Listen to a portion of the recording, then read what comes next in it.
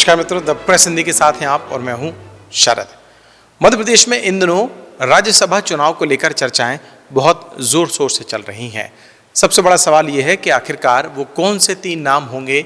जो राज्यसभा मध्य प्रदेश से जाएंगे, क्योंकि 3 सीटें राज्यसभा की खाली हो रही हैं। 2 बीजेपी की कोटे से हैं और 1 कांग्रेस के कोटे से है। कांग्रेस के राज्यसभा के सांसद दिग्विजय सिंह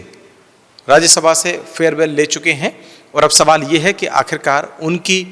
जगह पर कांग्रेस पार्टी की ओर से राज्यसभा में जाने वाला चेहरा कौन होगा। लेकिन इस सब के बीच में एक बहुत बड़ी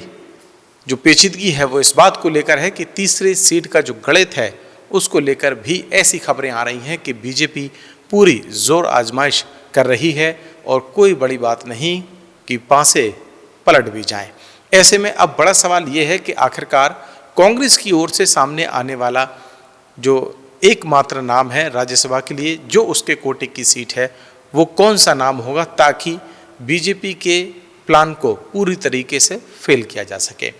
सूत्रों की माने तो वैसे तो बहुत सारे जो नाम हैं वो चर्चाओं में चल रहे थे। जीतू पटवारी का खुद का एक नाम था। कुछ लोग ये भी कह रहे थे कि हो सकता है गणित बदल जाए और दिग्विजय सिंह दोबारा से राज्यसभा के लिए जाएं, और भी कुछ नाम जिसमें से ट्राइबल या ओबीसी का कोई एक नाम हो सकता है, अजय सिंह का भी एक नाम, बहुत सारे ऐसे जो नाम हैं वो चर्चाओं में थे। लेकिन अब एक नाम जो बहुत तेज़ी से सुर्खियों में चल रहा है और वो नाम है पूर्व मुख्यमंत्री कमलनाथ का।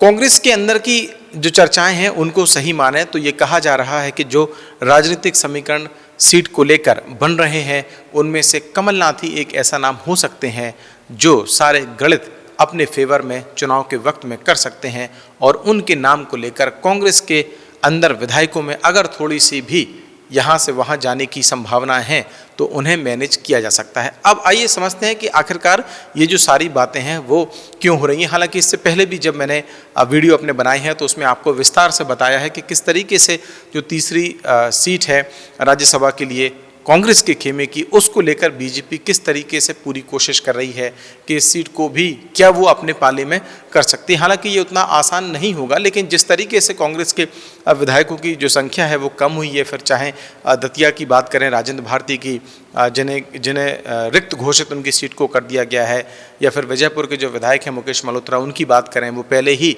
अपना जो अधिकार है राज्यसभा के लिए वो अपने वोट का खो चुके हैं। निर्मला सप्रे की बात करें जो बीना से विधायक हैं, वो बीजेपी का दामन अघोषित तौर पर थाम चुकी हैं, भले ही वो इस वक्त में कांग्रेस के विधायक हों। ऐसे में ये सवाल खड़े हो रहे थे कि अगर कुछ 1-2 और विधायकों की ओर से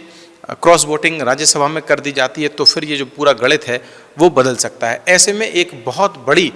उम्मीदवार चयन से ज़्यादा बड़ी बात यह है कांग्रेस के लिए कि जो साख का सवाल है वो भी अब ध्यान में रखना होगा और किसी ऐसे उम्मीदवार को सामने लाना होगा जिसके लिए अगर बीजेपी किसी तरीके के समीकरण अपने फेवर में बनाने की कोशिश कर रही है तो फिर उन्हें नाकाम किया जा सके। यही वजह है कि कमलनाथ का एक नाम बहुत तेज़ी से उभर के सामने आया है और ये कहा जा रहा है कि कमलनाथ फिर से एक बार मध्य प्रदेश के राजनीतिक जो गलियारे हैं उनमें अपनी तेज़ी से वापसी करेंगे और उनका जो नाम है राज्यसभा में जाने वाले एक चेहरे जो कांग्रेस की ओर से है वो हो सकता है।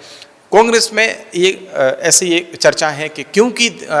जो कमलनाथ हैं वो एक ऐसे नेता हैं जिनके बारे में ये कहा जा सकता है कि अगर वो बैठ के कांग्रेस के विधायकों से बात करते हैं, ख़ासतौर से उन विधायकों से बात करते हैं जिनके मन में ज़रा भी नाराज़गी संगठन को लेकर अगर है और उनके मन में किसी भी तरीके से क्रॉस वोटिंग को लेकर कोई भाव है तो फिर उसका समाधान कमलनाथ के ज़रिए कराया जा सकता है, क्योंकि कमलनाथ एक बड़े कद के नेता हैं और ऐसा माना जाता है कि अगर वो कोई बात विधायकों के बीच में रखेंगे तो निश्चित तौर पर उसका असर होगा। तो एक नया जो गेम प्लान है वो अब कांग्रेस के अंदर तैयार हो रहा है ताकि इस एक सीट के गणित को पूरी तरीके से अपने फेवर में किया जाए, भले ही कितनी कोशिशें बीजेपी की ओर से की जाए। हालांकि अभी इस बात की कोई पुष्टि नहीं है कि बीजेपी इस तीसरी सीट को लेकर भी जोर आजमाइश करेगी, लेकिन पिछले दिनों में जिस तरीके की जो मुलाकातें हुई हैं बीजेपी में और जिस तरीके से कोर ग्रुप का गठन हुआ है उसमें अब ये लग रहा है कि कहीं ना कहीं राज्यसभा की एक जो सीट कांग्रेस के पास है उसको भी अपने पाले में करने की कोशिश बीजेपी की ओर से की जा सकती है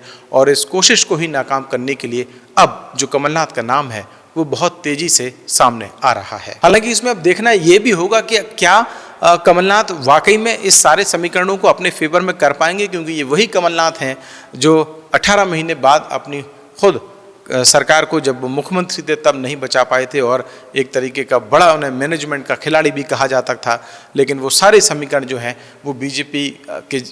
जो प्लान हुए और जिस तरीके का पूरा चक्रव्यूह रचा गया उसमें वो फंसते चले गए और अपनी सरकार को भी गवा बैठे थे। ऐसे में अब एक बहुत बड़ा सवाल है कि राज्यसभा के लिए जो गणित अब बैठाए जा रहे हैं, चाहे फिर बीजेपी की ओर से हो या फिर कांग्रेस की ओर से, उसमें क्या कमलनाथ अपना परचम एक बार फिर से लहरा पाएंगे या फिर समीकरण कुछ अलग दिशा में भी जाएंगे। क्या आपको भी लगता है इस विषय पर कोई और समीकरण बन सकते हैं या आपकी भी कोई ऐसी राय है तो आप कमेंट सेक्शन में जाके हमें बता सकते हैं। और अगर अभी तक आपने द प्रेस हिंदी को लाइक और सब्सक्राइब नहीं किया है तो अभी करें और मुझे दें इजाज़त। नमस्कार।